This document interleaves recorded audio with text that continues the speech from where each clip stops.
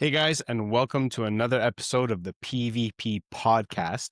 And today I'm sitting down with Serena Holmes, and Serena is a female entrepreneur, a multifaceted female entrepreneur, and she's got a ton of cool projects going on. And I just really wanted to get her on the show and help have her share her story with all our listeners. So without taking too much away from the introduction, how are you today, Serena?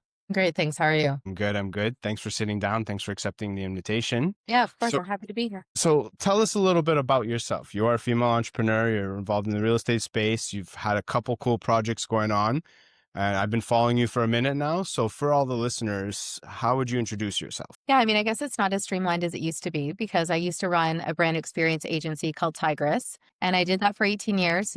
Was an accidental entrepreneur, as you can see from my book behind me. So I never had any intention of running a business, but came in just as it was being launched and went from brand ambassador to manager to partner, and then essentially not took out the founder, but she decided to leave for personal reasons. So I took over from her about 4 years in, rather Okay. unexpectedly. So while the world was in a recession, I was going through a buyout, and I was only, I think, 26 years old at that point in time. So I ended up buying her out. Took about 2 years, and I ran it for another 14 years. But along the way, I started getting coaching and mentorship because I'd been winging it for 8 years. And my first business coach said, you should really find a way to invest some of these retained earnings because you've got about a year and a half of operating costs sitting in your bank account. And Right. most businesses operate on 3 months. You don't know what you don't know. So Yeah. she encouraged me to start investing, and I ended up buying a short-term rental property in Florida when the dollar was at par in 2013. And that kicked off my journey into real estate. I really hadn't thought about it outside of just my primary residence. So that was just a change in my way of thinking, and then started educating myself, really expanded and bought some pre-construction properties, invested in syndicated mortgages, land development, went really heavy into the private lending space, which was really great for about 5 years until all of a sudden it was not great. So we can dig into a little bit more. And then COVID hit. And, Right. obviously you can't run events in lockdown. So I ended up letting pretty much my entire team go except for one person. And as time shifted, my heart wasn't in it anymore. I got my residential real estate license thinking I'm investing in real estate. I'm really passionate about it, not Right. realizing really the dynamics of working as a residential realtor, as you would be very familiar with. But then as time has passed, like I've launched a podcast, I published my book, and now I'm actually working as a client success manager with M1 Capital Connectors. So basically teaching Amazing. real estate investors systems to implement in order to raise capital. Amazing. Amazing. I mean, there's a lot going on, and I have like so many questions because you just mentioned so many like great things that I related with during the intro. Number one being the whole like winging it thing. I was like that too at the beginning. I thought maybe Yeah. we could just wing it. Then I never really believed in coaching and mentorship. But when I did, take that little leap and, get some sort of coaching or mentorship, it just like opened my mind so much, taught me so many things. And for the first time, I stopped winging it. And I really found like the importance in that. Do you think that like in your own specific experience, how has coaching or mentorship helped you with Yeah. business or life or your projects? I mean, my first business coach, I wouldn't say was the greatest, and she was very expensive. She was really teaching like Brian Tracy's methodology, but it was really high level. The Yeah. biggest takeaway was investing, and then Right. also to look at to look at my numbers and start to measure things and keep track of certain things. But then I ended up leaving that coaching program. The American Marketing Association has a Toronto chapter, and they Right. run annual mentorship exchange. So Right. essentially what they do is partner you up with someone that can help mentor you. So ideally it's mentees, mentors. I was actually matched with someone that owned a marketing consultancy. And Oh, when we had our first meeting, he's like, I really don't think that meeting for an hour once a month is going to help you. So let's meet for 8 hours. And he deconstructed my whole business, like my finances, my branding, like all these different things. And he came up with a very specific action plan. And every month I had certain things that I had to do. And it totally revolutionized my business. So I really, look at that as getting to know my numbers, like understanding what margins were and how to look at your metrics, and, just consolidating our branding and stuff like that. So that in tandem with the SEO that we were doing okay. totally changed our business. And we ended up really pulling out of a slump after a large client restructured. And then, we had a bit of a dip, and then we doubled, and then we kept growing by about 25-30% every Yeah. year up until really the pandemic hit. So that was from about 2013, 14 into Yeah. 2019. Right. Amazing. Amazing. I mean, I like one thing that you also said before, like you don't know what you don't know, right? And I found like surrounding yourself with coaches and just even a community of Yeah. investors, right? We all have strengths, we all have weaknesses, right? And it's okay to have weaknesses. And I think a lot of people kind of shy away from those weaknesses and ignore them.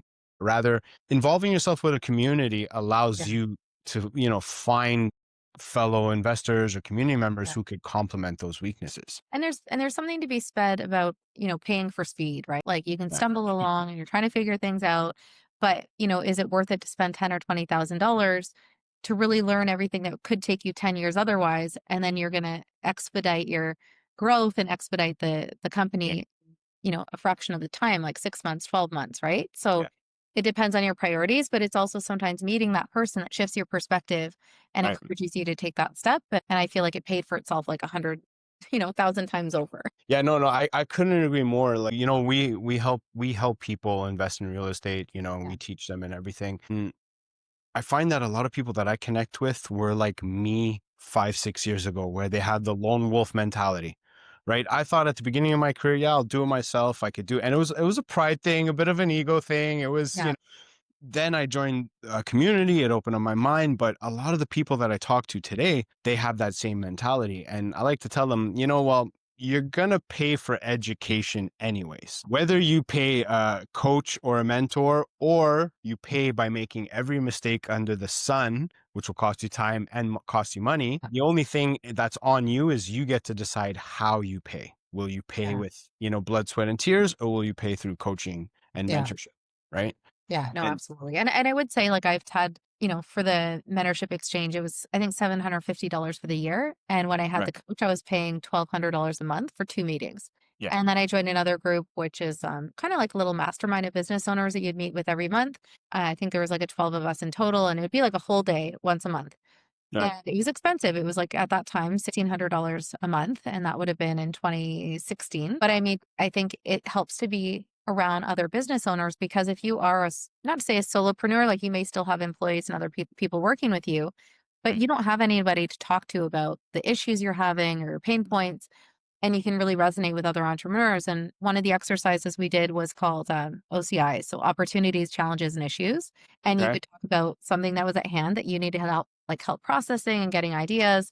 And you just can't get that within your business. Like I couldn't ask my marketing manager, like some of the Yeah. things I was dealing with or HR related things. So it helped to Mhm. be able to have that support. And it's a cost of doing business, but I think it really does help, especially when you're, in that first 5 years or even first 10 years. Yeah. No, 100%. And I think that like surrounding yourself with the right people is like invaluable to your business, Yeah. right? Because sometimes we surround ourselves with what we think is the right people, but they're actually hurting us more than they're helping us, Yeah. right? And and it takes a long time to come to that realization, whereas if you surround yourself with the right people, for Yeah. example, let's take real estate investing. There's so many avenues: fix and flips, short-term rentals, buy and holds, wholesaling, right? I'm a buy and hold person. I don't know much about wholesaling, Yeah. but being involved in a community where, for example, there is a wholesaler or a fix and flipper, it allows you to still like make those connections and maybe like do some deals that you wouldn't have done otherwise if you Yeah. hadn't known that type of investor. Yeah, So, agreed. so let me ask you about the book, The Accidental Entrepreneur. Tell us about that. Yeah, so it's one of those things that my childhood was really, really crazy. My parents split just before I turned 5. And then just before I turned 6, my brother went to go live with my dad and his girlfriend. And he ended up passing away in an accident on their property, which was largely stemming from negligence and the fact that he was left home alone. And I had all these things, that happened. I ended up living with family, and other people Mhm. passed away, like all at a very young age. So, like before the age of 12. People kept saying, like, your life is so crazy. You're going to have to write a book about it one day. And then I went to an event back in 2018, and there was someone that was selling a writing retreat in San Diego. And I was like, well, I've always wanted to write a book. Like, let's do it. So I went to this Airbnb in San Diego, and basically we kind of holed up in different bedrooms just to hammer out what was 17 of what became 31 chapters, and got some tips and hints in terms of like how to structure it, how to market it, and stuff like that. Finished it when I came back, and then I was like, well, now what? Like, how do I publish this thing, right? So it kind of sat on the shelf for a while, and then all this stuff happened. Like, I had my daughter, like COVID hit, my business like came to a standstill, and the way that the book would have ended became dramatically different. So I ended up rewriting the ending, and then I committed to using the time during the pandemic to get the book published. And I hired a company to help with that. So I think it took about maybe 10 or 11 months to go through editing and stuff like that. And it came out in probably a while ago now, like October of 2021, where I've had people even read it now and they're like, oh, it wasn't what I thought. Because since then, all this real estate stuff has come into Yeah. play. And so I think people pick it up expecting that that would be included, but it kind of finishes before all this other stuff Right. happened. I almost feel like I have like a second book in me just based on all the crazy things that have happened. But essentially the whole overarching theme is that those challenges that I experienced paved my path into entrepreneurship. And the tagline is turning tragedy into triumph to embrace my destiny in entrepreneurship. And you'll see Love with it. a lot of well-known people like Tony Robbins, like Oprah, they talk a lot about how those challenges they had growing up really Yeah. solidify that resilience and the makings of being an entrepreneur. Yeah. Yeah. I love that. First of all, I'm sorry you had to go through all that. It's I understand how difficult it could be growing up, going through adversity and challenges and loss, So, but I think that like it comes down to resilience in business and in life. It's about resiliency, and it is a mindset, right? And I find some people, I struggle with this sometimes too, my mindset. I get this thing called imposter syndrome, I think right? we all have that. We all have that. Yeah. In business, there's peaks, there's valleys, there's high seasons, low seasons, and it's like, yeah, it's great to have a good mindset when you're on a high, Yeah. riding a wave, but then you hit a couple of setbacks, losses, regular business obstacles, and you just get this imposter syndrome where you question yourself, you question your choices, and essentially just want to restructure everything you've been doing in the last 10 years, right? Well, that's like my last 18 months. I'm just like, people like, Yeah. oh, I'm so successful. This, I'm like, no, like the last year and a half has kicked my butt. Right. Yeah. And, Yeah. people look at things, they see what you put out, right? Like you're Right. not going to show the sleepless nights and the stress and the worry and all of that. But freaking out about it's not going to help you either. Right. Like it's not going to help you put your head down and get through it. Right. So I have seen people and, emotionally, everyone's going to respond to things differently. But for me, it's Yeah. like I just try to get as involved as I am, even in some of these challenges that have happened, like try to take a leadership role, try to consolidate people, like communicate with them, Yeah. just try to find solutions and stuff like that because just Yeah. losing my cool is not going to help anybody. Right. No, no. And worrying, right? Worrying about this. And, like, I mean, I read a great book, The Subtle Art of Giving a Beep. Yeah. I think Yeah. we all know. Yeah, we all know the I'm sure I book. got that book. But one thing he says in the book is, it's impossible not to care. And I'm saying the very politically correct version here for the Yeah. podcast, but it's impossible not to care. Everybody cares, right? But Yeah. the beauty is we get to choose what we put our focus, our worry, and our care on. And everybody's going to worry, but it's what you're worrying about. You mentioned Tony Robbins before, and I love Tony Robbins. I went and see him twice live. And one thing he says is you change one word in the question you ask yourself, you change the entire answer. Some people say, why can't I do this? Well, rather than saying, why can't I do this? Yeah. Say, how can I do this? You'll get a completely Yeah. different answer, right? Well, it's even the people that are like, oh, you could look at it like, oh, I have to do this today.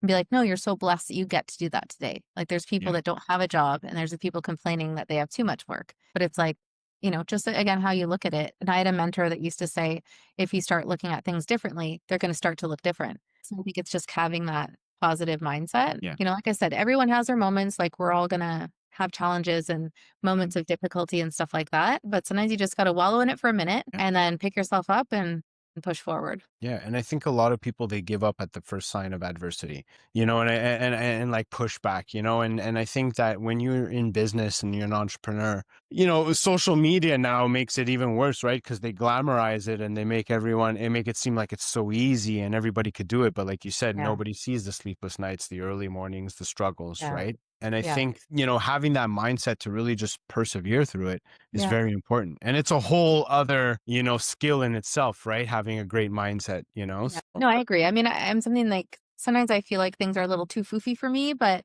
I did take a course through my digital marketing mentor. So a lot of it was more like internet marketing specific, but then he had a course called Agents of Change and it Yeah. talked a lot about mindset, focusing on the roots, not the fruits.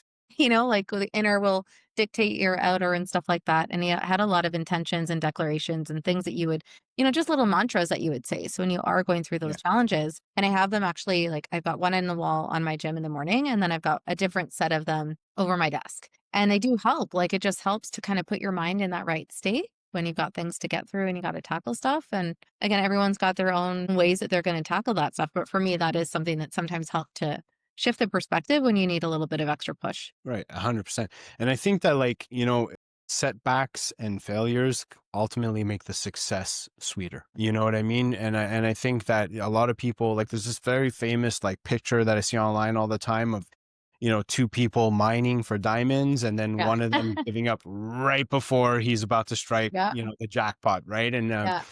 it's the power of resiliency, and just There's a persevere. quote about that too that you may know is like, the urge to quit will be the most powerful before you succeed. Yeah. Yeah. And it's true, right? There's always that, breakthrough moment, but things get really, really tough, and stuff. I mean, but, on the subject of things getting tough, female entrepreneur, all kinds of great projects. You're also a wife and a mother. How do you juggle and how do you separate business and personal life? I mean, with your Yeah. family and everything. Yeah, I mean, I think maybe because I was a business owner so young, like I was only 23. I Right. mean, technology was not then what it is now. So I didn't actually have email on my phone until 2008. So that was about 4 or 5 years later when I finally felt like I needed it.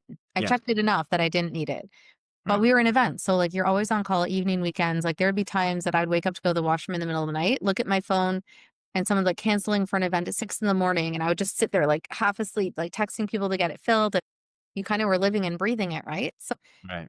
given I've been with my husband now for, I don't know, 18 or 19 years, like he's used to that. I'm sure there's moments that he's hated it, that you're Yeah. always on. But Yeah. then I kind of went through this phase when we had our daughter. Like we went into the COVID bubble, everything slowed down. And yes, I was doing things like getting my real estate license, doing the book, but it was kind of like a few hours here, a few hours there. But I wasn't on call the way that I was, Yeah. 15 years prior to that. And, Right. now things have picked up in the last couple of years. But what I find really helpful is that I just try to batch and time block as much as I have. So I try to do things at like a month at a time when it comes to content.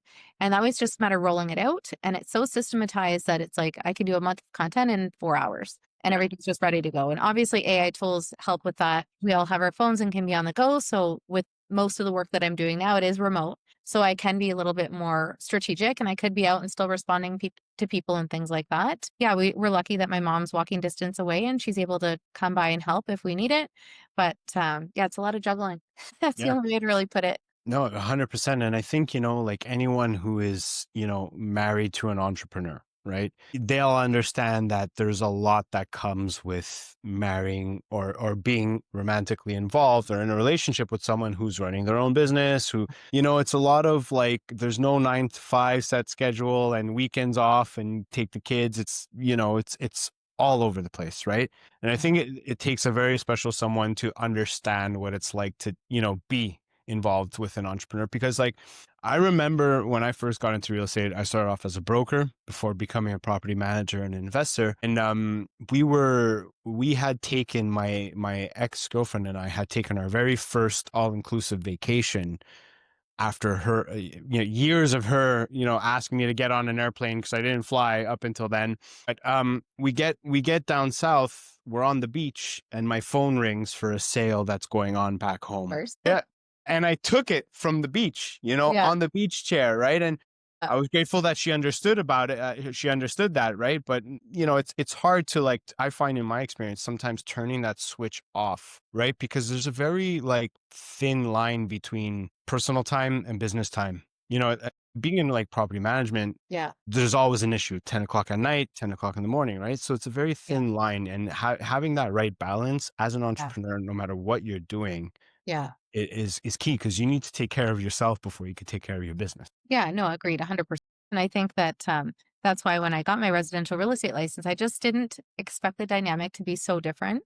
I was so Yeah. used to working in a B2B environment. And I'm not going to Yeah. say that clients didn't contact you outside of work hours and we didn't have things going on, but just the level of respect and professionalism and Yeah. etiquette, I feel like was far different than what I've experienced. Now, I've had some wonderful clients as a residential realtor. Then I've had some that make you like just want Question. to cancel your license, like throw it out the window. And just, yeah, it's been really interesting to see. And I think it's something that I had an interview with a top producer from New York City, actually.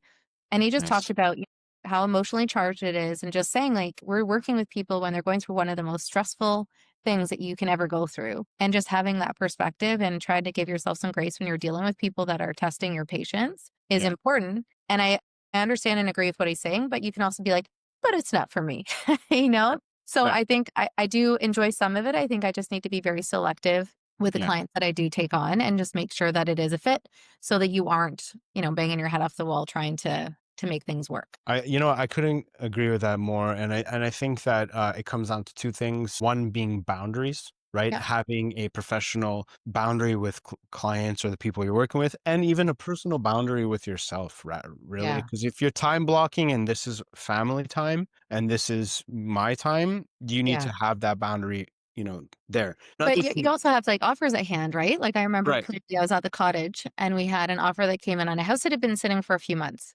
And he Okay. sends the offer at 5 o'clock. I'm like, can you please make the irrevocable noon tomorrow? Because we have like 20 people at our cottage. Puts it at midnight. I'm like, why? So Yeah. instead of being with our company, having that family time, like you're going back and forth with an offer that they're not going to go out and find a new house at 9 a.m. tomorrow. Like it could have been noon. It Yeah. wasn't at the peak of the market or anything like that. Right. So you're dealing with things like that. So yes, you try, but sometimes it's just not going to be possible. Right. No, that's 100% true. And like one thing I learned so much, like in business, one thing I learned that's really, really, really valuable and I appreciate is good collaboration. Yeah. Because I mean, at the end of the day, if we're making a deal, if it's a real estate deal, if you're trying to work with a new buyer or whatever it is, the collaboration is key because it truly makes or breaks the experience for both the professional and the consumer or the Yeah. client, right? And I think that a lot of people forego collaboration and think about only their Competition. needs. And especially in a negotiation, right? Like I was reading something the other day that was saying that negotiation is not about who wins and who loses. It's Yes. about finding a common solution so that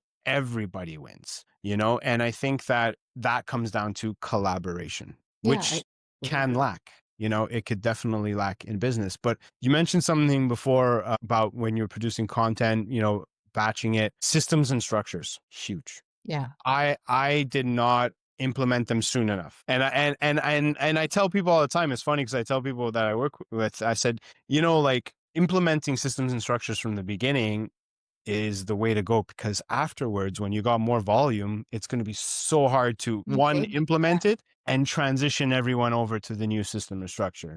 Yeah, and Have also you? just understanding, like, once you have it, like, I'm at the point now where, I've done a lot of this stuff for myself and it's easy for me to whip it out, but it makes sense that maybe now I hire a VA or something, right? Yeah, And all the templates are there, so all the prompts are there. So for them to create it's gonna be a lot easier, but that would alleviate, a certain amount of time. So you just have to decide, like, how much is your time worth and what is your bandwidth to keep up with things. And everyone's going to come in and see different necessities for it depending on what their goals are. But right. yeah, you just got to figure out what's going to work for you and what's going to save you time and not bog you down. Yeah. And stick within that structure, SOPs, right? Standard operating procedures, because I Yeah. think that like in my personal experience, when I've steered away from them, things kind of get lost, in transmission, a lot of communication, or, Yeah. if I tell someone email me and that odd day they text me, it could just get put on the back burner because it's not where it's supposed to be. And then, it causes like a delay, right? I think systems is huge. Obviously, AI helps with that, I could imagine. I mean, you AI don't is wanna necessarily, like, cut and paste it completely, like, you wanna train ChatGPT to talk like you, so it doesn't sound like it's robotic, and then I think it's really good practice to add in some personal anecdotes, always review it just to make sure things make sense. yeah, It's even written, like, c for us Canadian versus American and things like that, but, it obviously helps because you can, like, 10x your production and what you're doing, and even yeah, when I think back to what I did 4 years ago, like, a picture and a little post was fine, and now it's like, there's so much more that goes into it, right? So just try to figure out what those goals are and move ahead. And if you can, like find some people to support you that can help create it and help get it out for you. yeah, 100%. 100%. I mean, I think I have like one question I'm really curious about is what made you become an entrepreneur?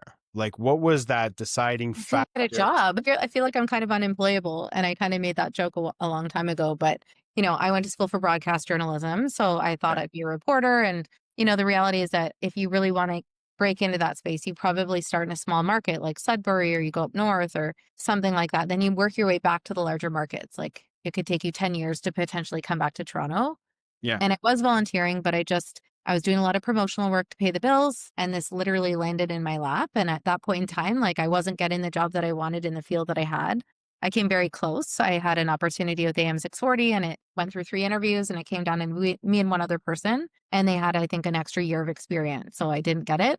And I took that as a sign to take the leap and take the partnership with Tigress. And, obviously there was a lot of things that came along with that totally changed my life. And it seemed like that was meant to be. But then even when all these other things, the real estate market's been challenging. So even though I have my license, it's been tough. Like sometimes things sit for a long time and Yeah. it's not the easiest market to depend on at the moment, right? So I thought, well, I'm going to start applying to roles. I launched a new business, like all that stuff kind of was just taking time. And then this new opportunity with M1 came up and it's perfectly aligned with my passion. And, I love helping people and just all of those things kind of married together. And it was really more through referral than anything else. So even though I applied to, I think like 150 positions, things I could do in my sleep, I Yeah. only landed 2 interviews out of that. And one of them, I think he thought my pay expectations were a little bit higher than they could offer. And Yeah. then for the other one, they did a behavioral test called a metal test. And it was Okay. really an abstract personality test, but apparently, I guess I actually logically don't even understand how they gauge it because there's no Yeah. logic.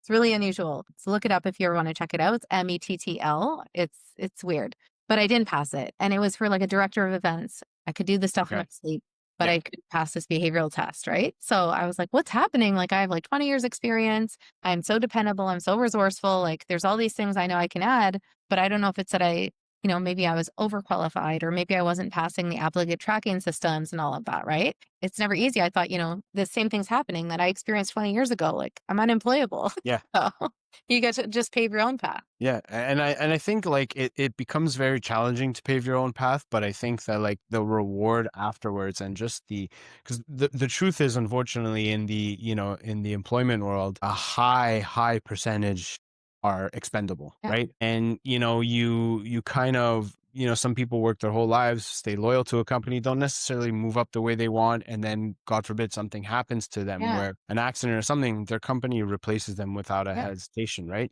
Whereas like there is none of that. For example, for me, I knew being an entrepreneur, first of all, I don't have an extensive academic background. I'm a high school dropout. Yeah. So for me, real estate, when I was like, oh, I could get into real estate, even though I didn't Yeah. graduate high school, well, that was like becoming a lawyer or a doctor. And I knew that like I forged my own way, but I also knew that I was unemployable, right? I didn't necessarily agree with certain things and I didn't necessarily like to be, told, take your break this time, come into the same spot Monday to Friday for the Yeah. same time, which, hats off to those that do, because it takes a Yeah. lot to do that, right? But it came with challenges too, right? Yeah. There's the lack of But you gotta stability, pick your hard, right? So or right? choose your hard. So depending on what path that you want, like, I think that's one thing that, I even had to adjust to is that I've been so used to just having control, like total control over my schedule for the last little while. And I was like, "What's this gonna be like?" But there's still some flexibility, like, I can still time block if I do need to step out or something like that, and, Yeah. but it is a different dynamic when you're answering to somebody, right? So I think it makes sense for the season that I'm in right now to pursue this path, and again, it's perfectly lining up for all my passions and my interests as well as my experience. Right. But you have to look at that because what I did in my 20s and 30s, like working around the clock, that doesn't work with a 5-year-old. Like No. she wants me home for bedtime. I got to be home for dinner. Like there was one night that I was working till a certain time, and then my mom's like, "Hey, you want to come for a walk with me?" And my daughter came running out of the house crying because she hadn't seen me enough because she's so used to me being so Being present there. all the time. And this is a really big adjustment that I wasn't available for her when she came home from camp.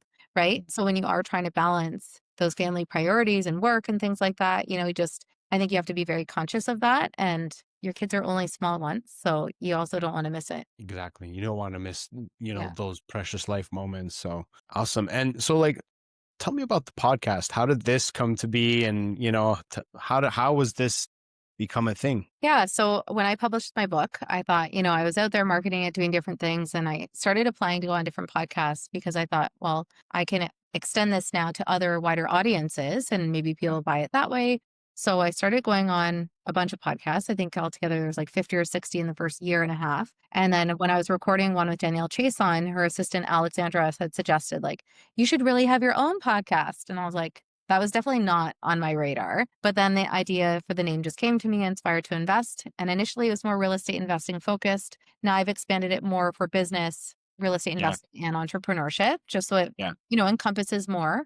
Yeah. And I think just with some of the things that have happened with different operators going down and all of that. I just didn't really want it to be 100% real estate focused anymore, but it's been amazing the people I've connected with. I've had a lot of people from across Canada and the United States. I switched Yeah. providers in April and now my audio downloads are very significant. Like I was, struggling along with a couple hundred a month in terms of audio and I just passed 70,000. And that's Amazing. with, I guess 4 months just with this new provider. So it's pretty significant.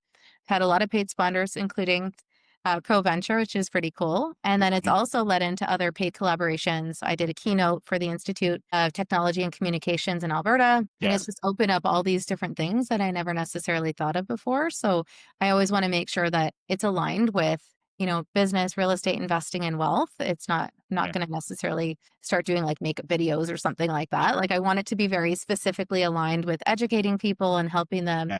on their path to grow wealth and legacy. But yeah, it's been really amazing just to see how it's evolved in the last 2 years. To close off this awesome conversation would be to anybody listening who's maybe thinking of pursuing a path of entrepreneurship or, maybe a full-time wife and mother who like has a passion project or something they want to pursue, but held back with that uncertainty. What would you offer them as a piece of advice? Yeah. It's about action, right? I mean, action is just, it provides so much value and that's where we see. And a lot of people like they stay stuck in that comfort zone, Yeah. the certainty, the stability. And, I've been full-time real estate investor, manager, entrepreneur for Yeah. a decade now. There's no stability. There's no comfort. You got to get up and you got to hunt for your Yeah. dinner. Right. Yep. And I Yep. think, but action is what really separates the do's and the don'ts in Yeah. this entrepreneurship world. Right. Amazing. Well, Serena, thank you again for coming on, sitting down with me. It was great to talk with you today. And guys, for anybody listening, be sure to follow Proventure on Apple Podcasts, Spotify. We're on Instagram and Facebook. So wherever you're watching or listening, hit that follow and subscribe button. And until next time, guys, take care.